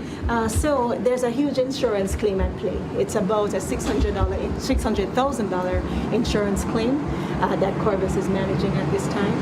And as part of their system, if there are students that are severely impacted, they usually document what parts of their belongings can no longer be salvaged, and then they are financially compensated. And that's well documented. It wouldn't be the first time that we've had an issue of this kind, and a student has to be financially assisted to do replacement of his or her belongings. There are times when students will have wet clothing, right? And it's a fight with the insurance company to get a reimbursement for wet clothes. If you have wet clothes, the common response that the insurance company usually asks us to do is ensure that it can be washed and dried and that there's not a problem there. If there are any incidents of mold, remediation can be done on one's clothing as well. But generally, if a student needs to be reimbursed, they can be and will be. And it has been done. So there are our students who are reimbursed are not necessarily going to come on camera and tweet about it, but we have the documentation and they actually sign for it. And that's done through Corbis as well. And tomorrow, I know that they're doing another set of disbursements as well. Okay, all right. So how are you from a communication standpoint? How are you now? What are you communicating to the parent? What are you communicating to the student body? Because again, one of the complaints is that university administrations went silent. Should have been more out front. So what is happening on that front? Because there's a lot of stuff you see on social media, other media reports. How are you dealing with that? Communicating to students and parents. Well, we have been communicating with our students, and one part of that communication not only is through our main communication system, our HUCOM, but also we've been on the ground. I've been here on a nightly basis along with other VPs doing what's called hypercare. We're trying to speak to students personally to find out if there are any needs that have gone unmet. Some students express their ire because they feel as if the residence hall provider has been unresponsive. And so that's why we're doing this hypercare, to ensure that they see us, they can talk to us, they can lodge complaints with us. and then we ensure that it gets fixed. So what about the complaint, I guess, students that university police pulled a baton out on the students? That was one of the, I know that there's a news conference they're holding as well. Talk about their treatment by university personnel. So if the one that I saw in particular was that a police officer had choked a young lady. I have not seen anyone who has been able to say, you know, Dr. DeBoer, here's the footage of what we have. The cameras are rolling all the time on social media, but I'm not seeing that. And if somebody can show me where a campus police officer did that, I would be 100% committed to removing that officer from our force. And that's the real reality. So folks have said this happened, but you haven't seen. Nobody can show us anything that shows us that a police officer actually did that. I heard it, and the cameras have been rolling continuously, but that footage is missing. Okay. Robert Tramble is the VP for Communications for Howard University. He did address the issue of the officer pulling his baton out. And it reports that it was a student. This is what he had to say. All right, I appreciate it. Thanks a lot. To clarify, the baton incident was actually not with a Howard student. It was, Chief Lyles confirmed that.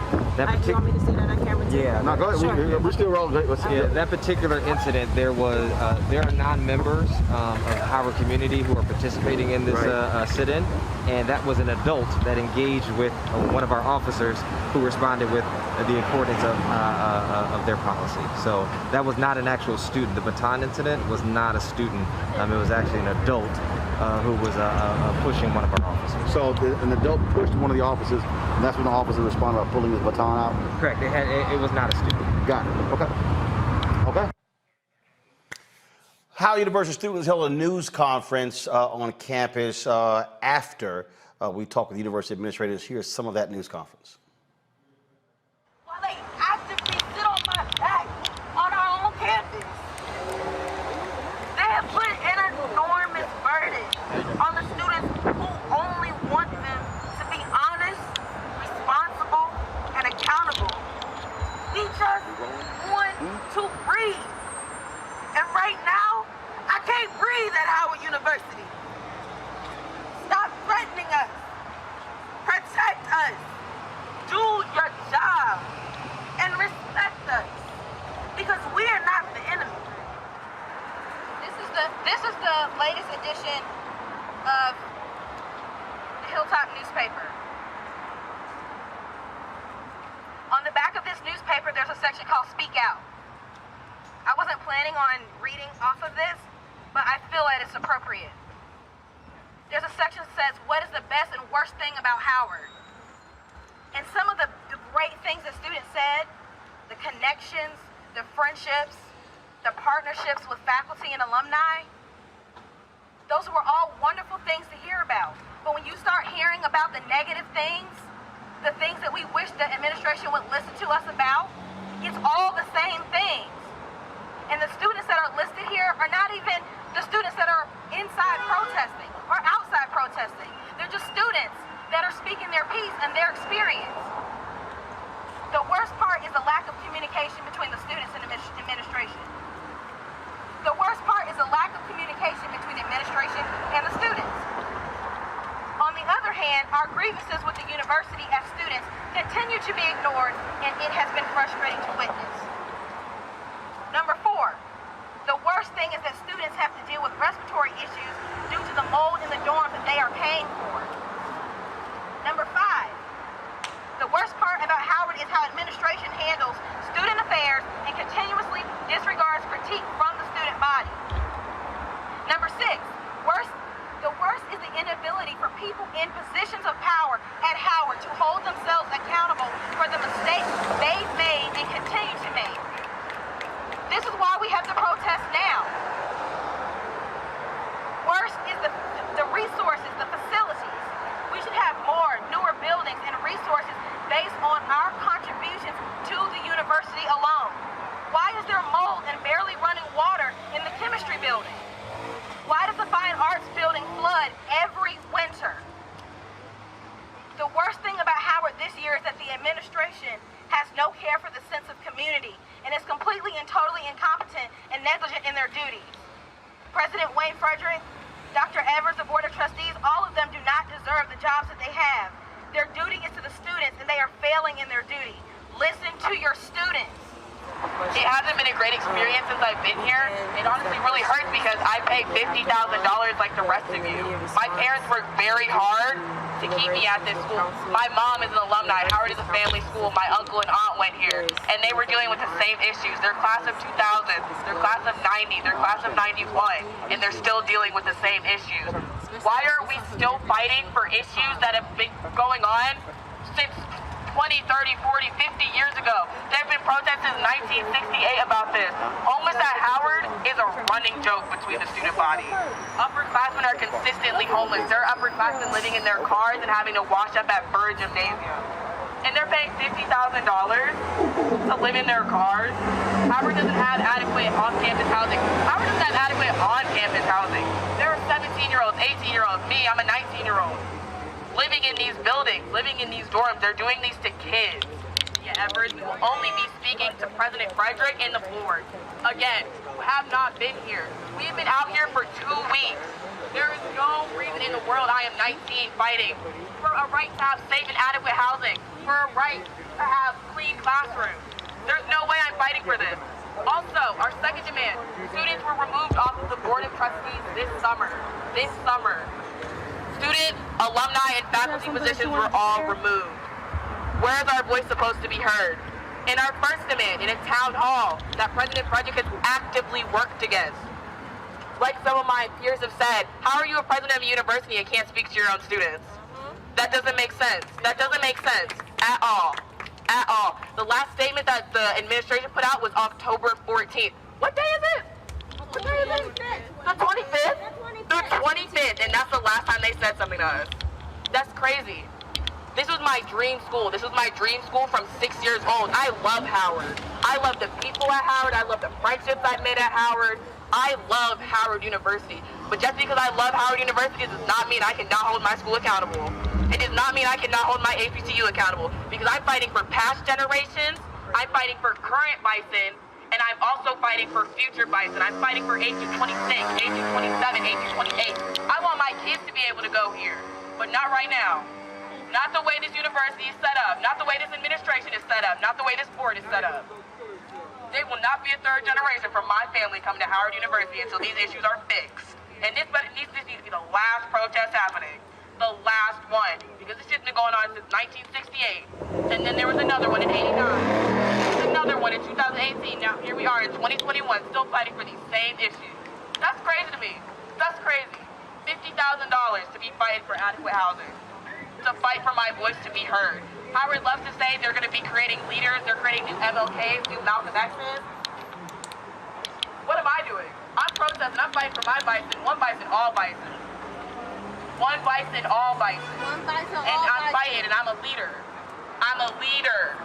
And you're actively dismissing me? You're saying I'm lying? You're calling me a liar? That's crazy. That's crazy. We then visited with the students who were in Blackburn Center, and we actually went inside of the facility. Now, they had a rule that no media was allowed to shoot any video on the inside, but then they said, we're different.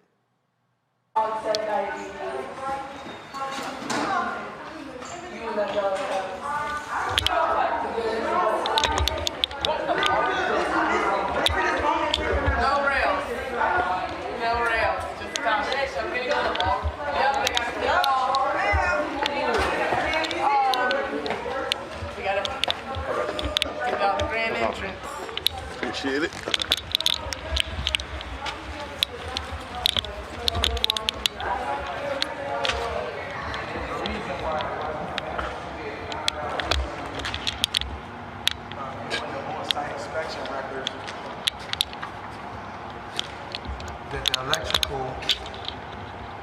Basically, the electricity of the building is not finished, and it's been considered uninhabitable. So some of the things have not been approved. Several existing panels that new work ties into are missing safety panels and are unlocked. Emergency exit lighting do not properly illuminate stairs from second floor lobby to first floor lobby. Basically, it's going over the details of how it's inhabitable. So why did y'all decide, so how did this whole thing start? Why did y'all decide to take over? How did this whole thing start? It started with a town hall hosted by HUSA, which is our student association, that all of administration was invited to, and they did not show up. They gave excuses such as they were out of town, or they had scheduling conflicts or other meetings, which the whole point of the town hall was for us to be talking with administration about our issues with administration. So you had the town hall, they didn't show up, then what happened? I believe it was Anaya and Erica decided that they were fed up, and Anaya stepped outside to make some phone calls, and then she came back in and she announced that we were not going to be leaving the building. Okay, and that was when? October 12th. Gotcha. So since then, you've been, so how many students are inside, how many outside?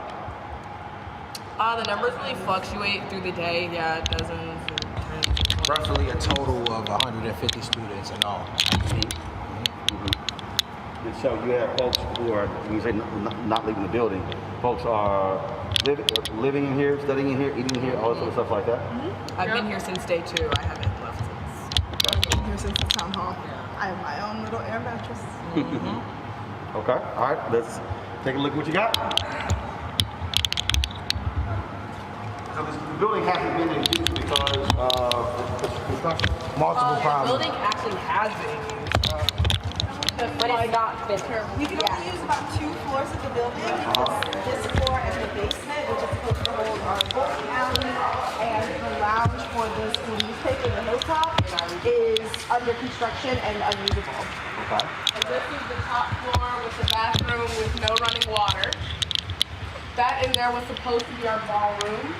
Out here is supposed to be a balcony that also only has 1 row of tiling, which we'll see over here. And then when you step out there, you can also see what they're stepping on. You gotta move up, you gotta move up. Table. So it's a little scary. You can see we have 1 row of tiling done. That's it. That's all that Maybe floor. 2, if you want to count those as 2. Yeah. All right.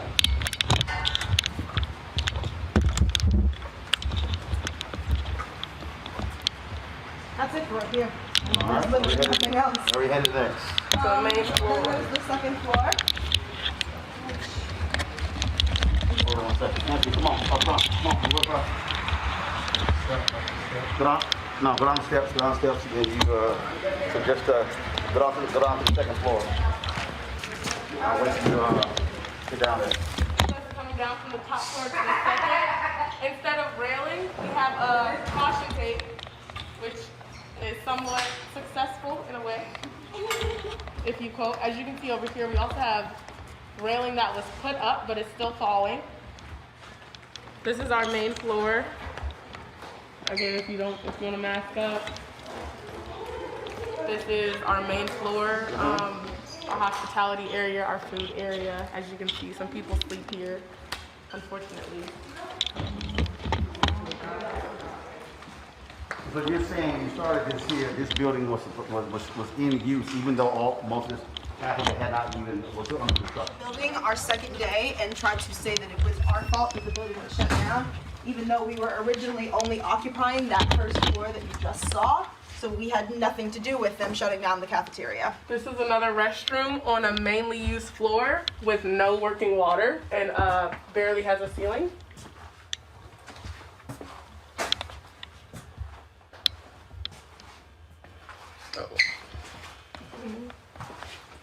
There's a Socratic seminar room back here, which we sometimes use for meetings, but none of us had any clue it was back here because this floor wasn't open until like 3 weeks ago. Yeah. The first time I saw this floor was the day before the protest happened. The first time. This is the auditorium over here. This is where most of the meetings are held with the Blackburn Takeover family. We discussed like logistics, strategy. Also didn't know this existed till the day before the protest started. Some people also sleep in this hallway. They also sleep down here. They also sleep in the auditorium. They sleep in the Synchronic Sonar Room.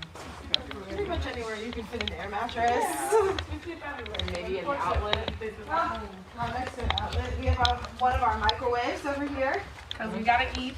Because they don't want to speak to us, so we can't read. Yes, this is another raggedy room with a. I believe this is supposed to be a classroom at some point. A little ATM over there. Some kind of ceiling. Yay!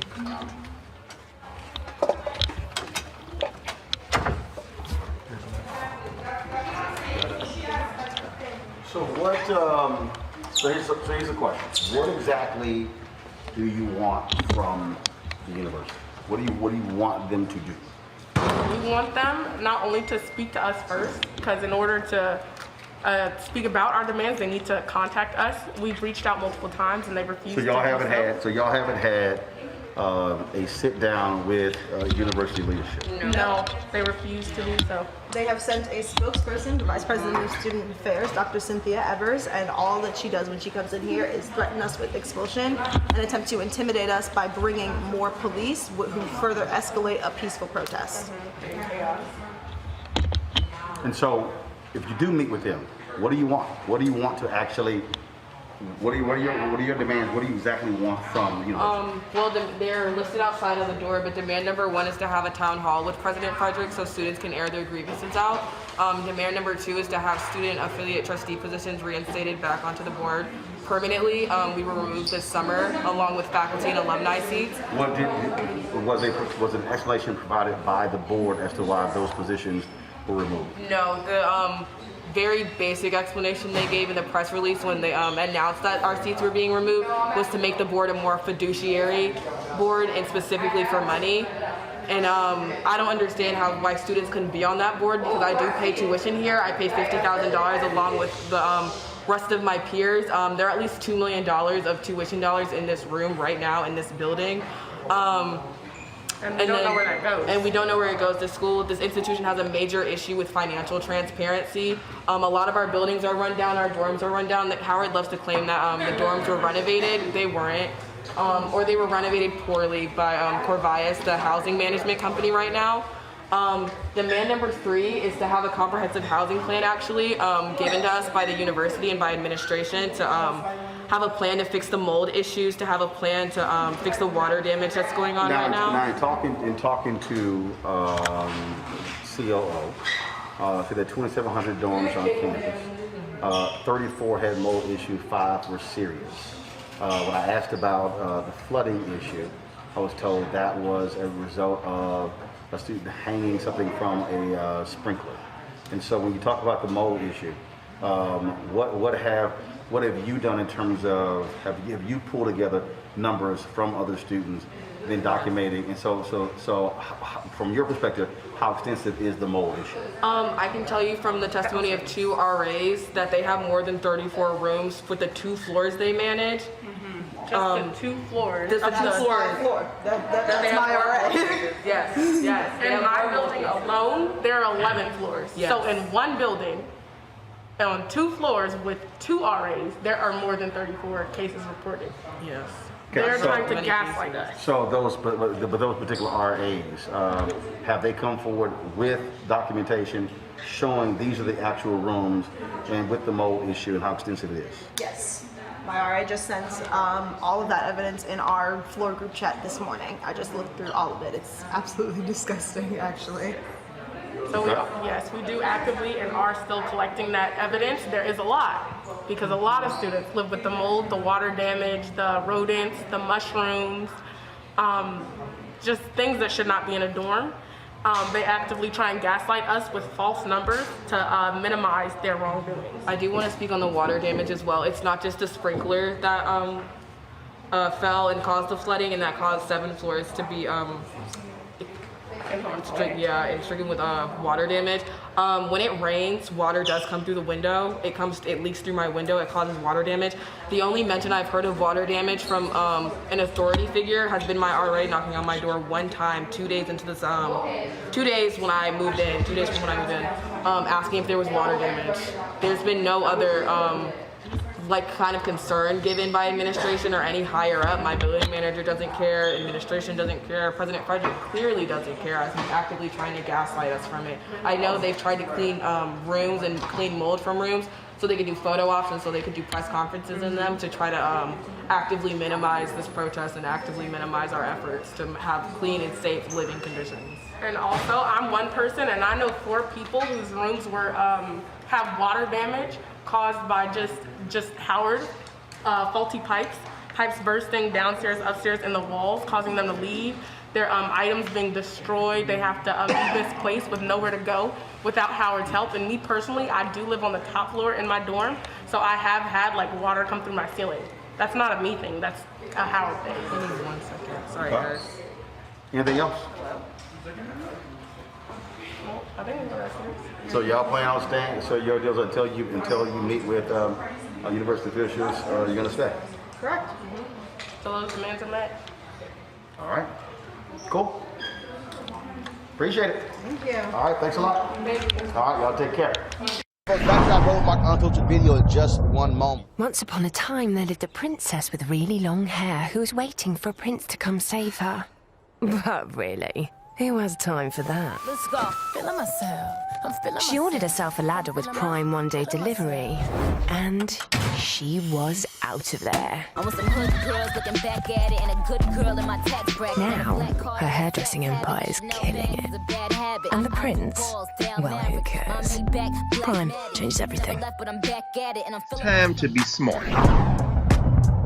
Roland Martin's doing this every day. Oh, no punches! Thank you, Roland Martin, for always giving voice to the issues. Look for Roland Martin in the whirlwind, to quote Marcus Garvey again. The video looks phenomenal, so I'm really excited to see it on my big screen. Support this man, Black Media. He makes sure that our stories are told. See, this difference between Black Star Network and Black-owned media and something like CNN. I got to defer to the brilliance of Dr. Carr and to the brilliance of the Black Star Network. I am rolling with Roland all the way. Honored to be on a show that you own. A black man owns the show. Folks, Black Star Network is here. I'm real revolutionary right now. Wow, Roland was amazing on that. Stay black. I love y'all. I can't commend you enough about this platform that you've created for us to be able to share who we are, what we're doing in the world, and the impact that we're having. Let's be smart. Bring your eyeballs home. You can't be Black-owned media and be scared.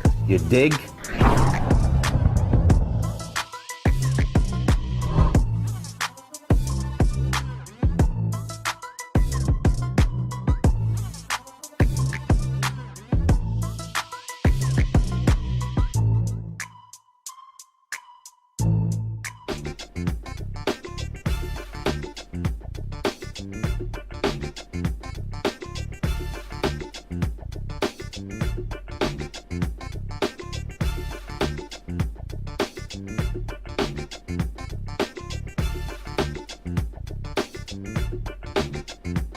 They're called Dads on Duty, a group of 40 black men helping to create a safe learning environment for students at Southwood High School in Shreveport, Louisiana. Over 3 days, 23 students were arrested for fighting. Well, these brothers knew they had to step in, so they decided to come together, roam the hallways, and let's just say bring a little bass to the hallways. Joining me now, the founders of Dads on Duty. We have Michael Lafitte II, Zachary Johnson, Michael Morgan Sr., Tracy Harris, David Telsey III from Shreveport, Louisiana. Gentlemen, glad to have y'all here. You know what? As I was sitting in the break, I immediately thought about Deacons of Defense. There's a movie that was actually made. Forrest Whitaker starred in that, where you had some brothers who protected black neighborhoods from the Klan. They were armed, and there were Deacons of Defense chapters that were all over the South that protected civil rights workers fighting Jim Crow. In this case, y'all said, okay, y'all want to keep acting a fool? let's see if you do it with us in the hallways.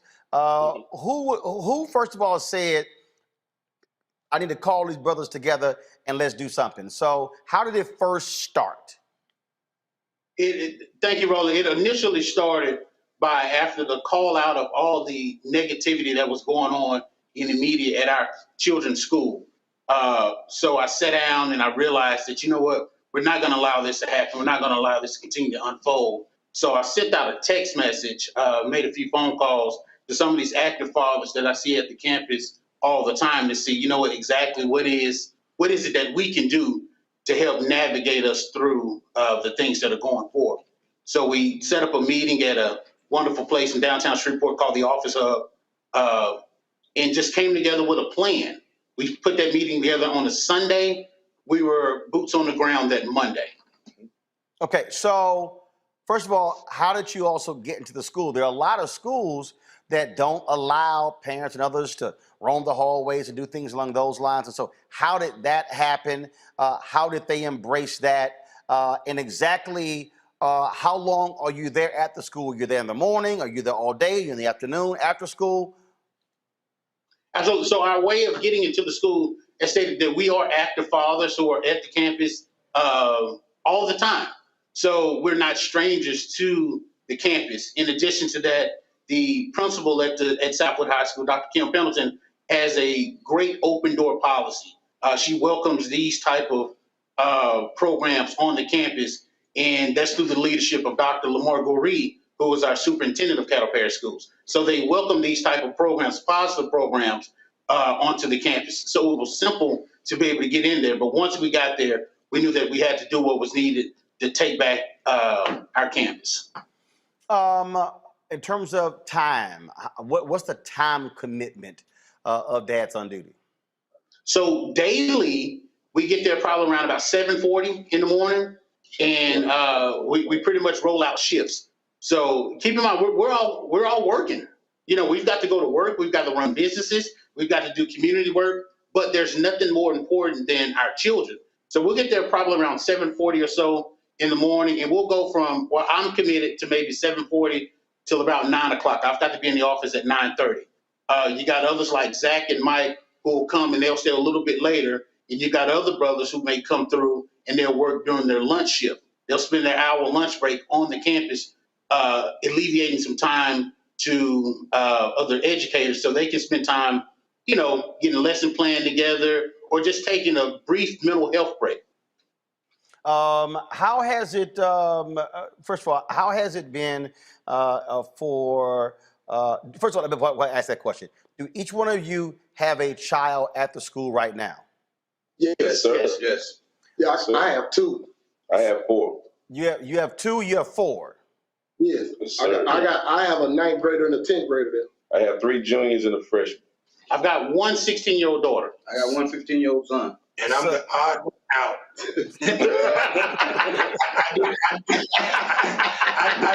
I do the grassroots advocacy, so I work with them. So what were your kids' reactions to all of a sudden seeing Daddy in the hallway? You know, it was crazy. I think it was typical to where I think the first time they saw us, they was like, okay, what are you doing here? And then you get to a point to where you're coming one way and your kid goes another way because they do not want to see you.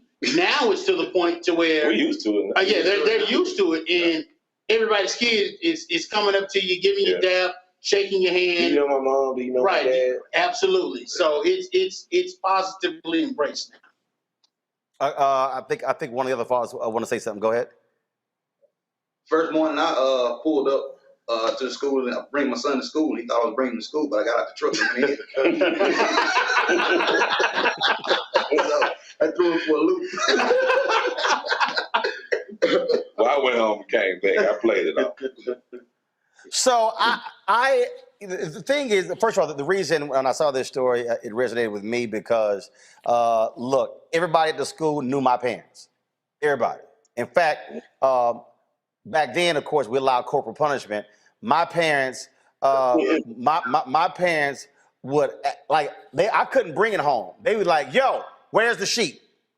Yeah. So they demanded the sheet and signed it. They were like, yeah, absolutely, we're gonna allow that. And my dad was sort of the same way.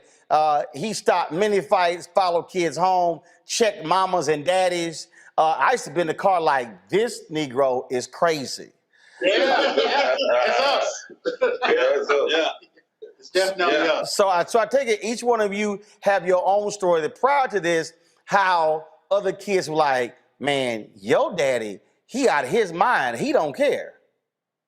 You know, the thing about it is we operate in individual silos, but we're trying to accomplish the same mission. So to find brothers who are in tune with the same exact mission because we serve the same cause and purpose, I mean, what can stop us? You know, to see a unified front of men, although you see this front of black men, we have some other brothers of other colors that are involved. But to just see men on the forefront, to take back our school, to take back our community, what more can you say? What can you say that's negative? Craig, I want to bring you up in here. What has been, first of all, when you talk about this fighting that was going on, all of a sudden they now see and feel your presence, and my understanding, all the fighting has ceased? At this stage of the ball game, yes. But that's a combination of what Dad's on duty is doing with the current security there, the relationship with the administration, with Dr. Pendleton, with the Sheriff's Department that patrols. So it's a combination of it. When you have a situation, and let me explain my role in this, because Mike, Zach, all of these guys, like they said, they're the fathers. This is 26 years for me doing grassroots advocacy. So I advocate for all children anyway. And so Mike and I work together with the NAACP. So we were talking about the situation. So now I come and assist, and I'm also their consultant, but it's just beautiful to see the fathers step up. So it's also encouraging for people who don't have children, alumni of the institution, grandfathers, uncles, get involved in the situation so that now you can help to rectify some of these negatives and turn them into positives. David, here's what's interesting. When I ran the Chicago Defender, politicians would come in, they would seek our endorsement. I would always ask them the same question. I said, how are you challenging parents? They would say, well, what do you mean? I said, you know, when you go to these town hall meetings and you got a parent who's jamming you up, I said, is your response to the parents, well, do you belong to the PTA? What is your involvement? And they will go, no, I don't do that. I said, well, why not? Because for me, and again, look, my parents had 5 kids, okay? And they were always at the school. Now look, I got parents, neither one went to college. No one has a college degree. My parents never made combined more than $50,000, but they were very active in our education, and they made it clear that that if something happened, we gonna deal with it on the spot there. Has this also led other parents to realize, you know what, I need to step my game up and get more involved? Of course, a lot. I mean, you got guys all over the world just say, hey, well, I might get up and go check on my kids. I mean, it's a trend. I mean, it's just something simple. All we want to do is just check on our kids and everyone else's kids. And you spoke on the Deacons for Defense when you say love. Only thing we took to the school, we didn't have weapons. We took love. That was the key ingredient. Fatherly love sometimes helps the generation along. You know, that's why I was interested in our idea. That's why I got in it. There's love, but there's also that. Now you know I whoop your ass if need to. That's right. That's right. You gotta have the right approach. Yes. Oh, that look. So all y'all got your own look. I mean, because we don't have a teacher's look. We have a home presence at school. It's a dad look. Like, hey, a teacher look at dad. Let's keep it moving. Yeah. I mean, because we joke around with them, we make them feel safe, but at the same time, we match their energy. Right. That's the biggest thing about it. Well, that's what I'm saying. So, and I've seen some video. Y'all joke with him, but it's sort of like, again, my daddy. We would joke with my daddy. Then there was a certain point when it was like, okay, we gonna go play with mama because he's like, okay, I'm done joking with y'all ass. Y'all go on. You got the look right now. He was like, yeah. The biggest thing is, it's Brandon as dad's on duty, but the approach is more or less the cool uncle. Everybody's got that cool uncle who's stern, who's firm, who you want to hang out with and you want to get great advice from. But he'll wheel you back in and he'll be able to give you those life nuggets. And that's our approach. There are a lot of children, not only at our campus, but throughout campuses and schools throughout the world that don't have a strong male presence in the home or in their life. We want to be that. We want to be that unicorn. We want to be that utopia that kids can see that, hey, there are men in the community that work every day. We ain't no superstars, no this, that, and other. We're just normal, hardworking dads who have a love for our children in our community. I'm gonna go to the panelists. Each one is gonna get a question to ask y'all. But it's so interesting as you were saying that. Look, I don't have any biological children. My wife and I, we've raised 6 of my nieces, and when you talk about that presence, I remember one of my nieces was in school. For some reason, she was not doing her homework. So her mama was living with us. And so it was my sister dealing with this. Then it was my wife dealing with it. See, then it got to me. There was no more dialogue. There was no more. See, when I had to go up to the school, then the problem escalated. In fact, my staff has already said, Roland is the brother who's behind the glass. Break in case of emergency. When you break that glass, ain't no more conversation. So I go up to the school and I go to the class and I said, where does she sit? And so I start pulling stuff out the desk. I mean, I'm pulling out homework assignments, all kind of crap. And I'm like, I need to know how long has this been going on? So when I left, they would come back from lunch. I turned the corner. When I say the look in her eye, when she saw me hit that corner, I mean, it was like, oh my God. And I said, I'll deal with your ass after school. And when I picked her up, we picked her up. Now, mind you, we ain't live far from the school. I said, I need to understand. I said, you were not doing your homework, right? No, I said, what's going to happen when we get home? And, I'm going to get a whipping. No, you're not going to get a whipping. I'm going to beat your ass.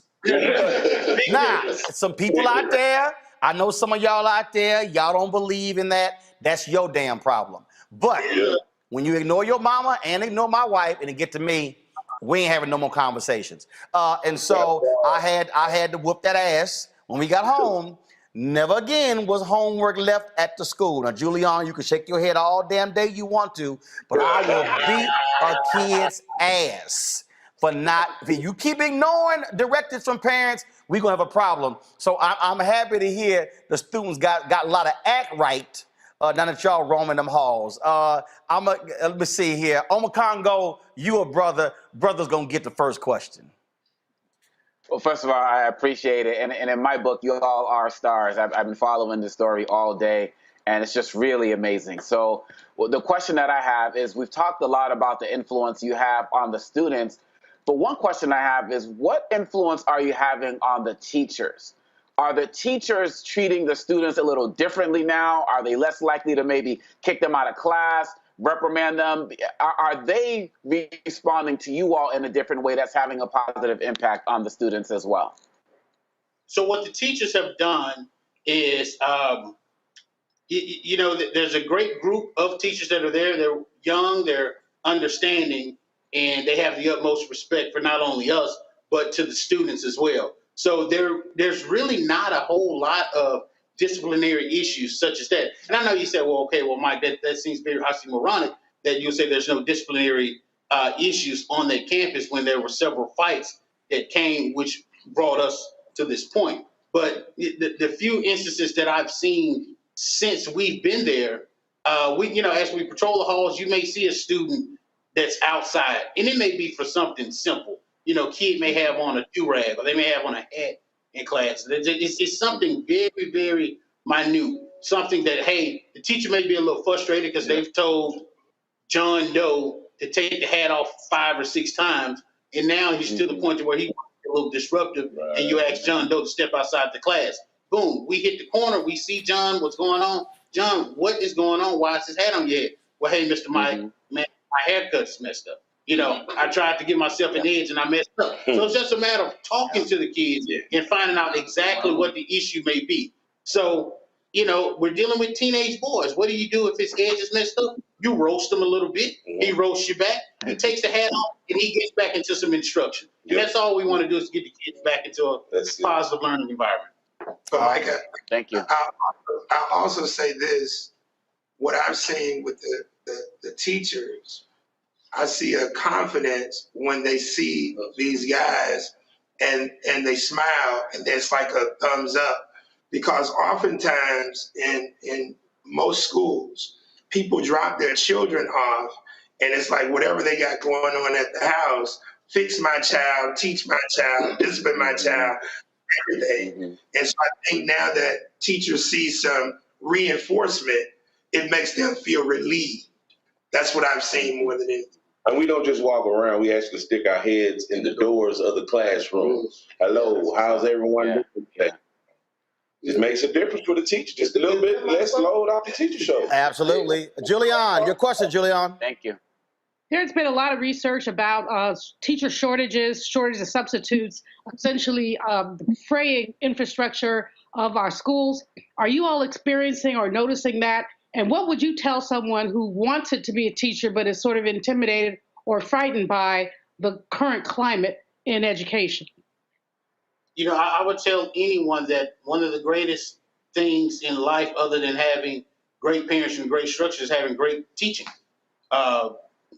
We do need strong teachers. We do need well-qualified teachers. But most importantly, we need to see more teachers who look like us in the classrooms. So I would definitely encourage those to go into the educational field and to not only learn it, master it, but to give back. And you can give back by becoming a teacher. We do know that sometimes being an educator appears to be a thankless job, but those who have that mentality that education is a thankless job, that's why you have men such as us who stand before.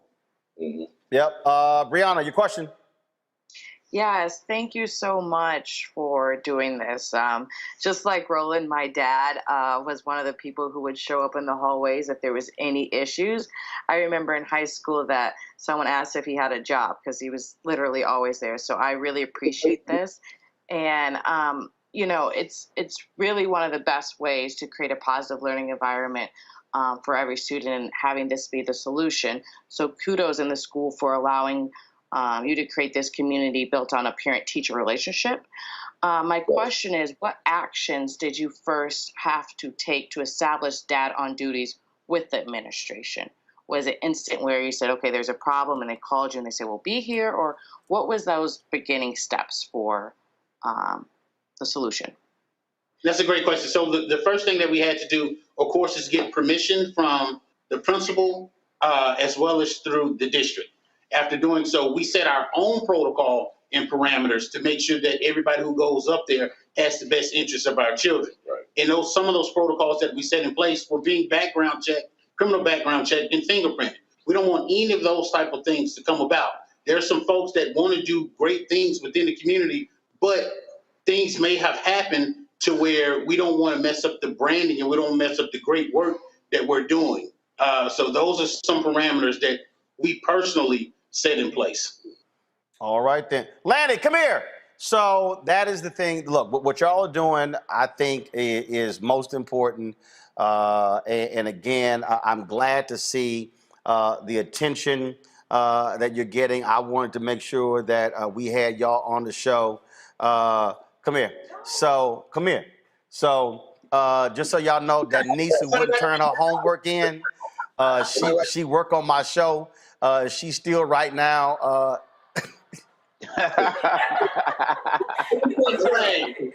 Come here. Just know she's still not doing her damn homework, and now she's grown.